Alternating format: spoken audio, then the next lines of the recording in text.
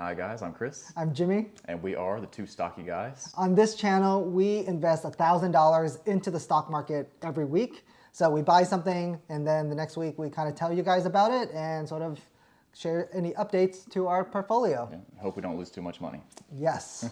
So let's just summarize what we have so far. This is week 3 and we've definitely been losing money. I went with Devon Energy in my portfolio. We lost a good chunk of money.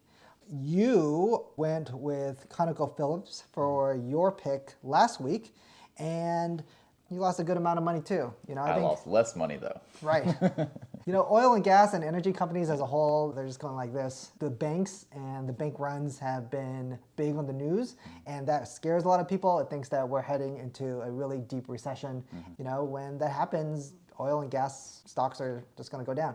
Oh yeah, everything's kind of going down right now. We do have some big banking turmoil that's going on right now with Silicon Valley Bank, so people are getting kind of scared. I think people are getting kind of flashbacks of 2008 since we had, I think, the second largest bank collapse since 2008, basically.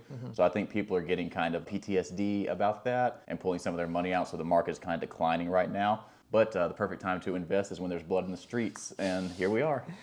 Okay, so last week I bought JP Morgan. So I bought a bank during, I would say, a banking crisis, right? Yeah. Or a banking scare. I bought it because JP Morgan's like a huge bank, right? It's like the bank. And not only does it have like a huge presence in the US, but all around the world. If you want to get into financial stocks and you want to get into bank stocks, I think like you gotta have to just like stick to the huge ones, right? So JP Morgan, Bank of America. I think there's like two ways you can think about this. One is that you think the banks are going to collapse. We're going to have another financial crisis like 2008. If that's where you think we're going, then I don't know, you should put all your money and maybe buy gold or hide that money under your mattress or something, right? Because like everything is going to go down, right? Housing prices, stocks, bonds, like everything is going to go down if we have a financial crisis, right? But I think if you don't think that that's going to happen again, if you don't think we're going to go into 2008 again, then I think this is like a really good opportunity-ish for bank stocks, especially these big banks, because I think a lot of people are going to start putting more money into these bigger banks, which are like safer perhaps than the regional banks, because you got to put your money somewhere, right? Like you can't just not use a bank. Right? Especially now, since people are starting to not take cash as much. The cash under your mattress approach doesn't really work as much as it did back in 2008 or the 80s or the 90s or something like that. In a year or so, or several months after all this financial stuff calms down, I think this is going to be a good pick. Yeah, I would agree with you on that. Yeah. Some of the negatives, I think, is that maybe you don't need to buy bank stocks like right now. Maybe you let sort of things calm down for a few weeks, right? And like maybe you kind of get into the bank stocks as they're sort of hitting their bottom and slowly going up. That's probably safer.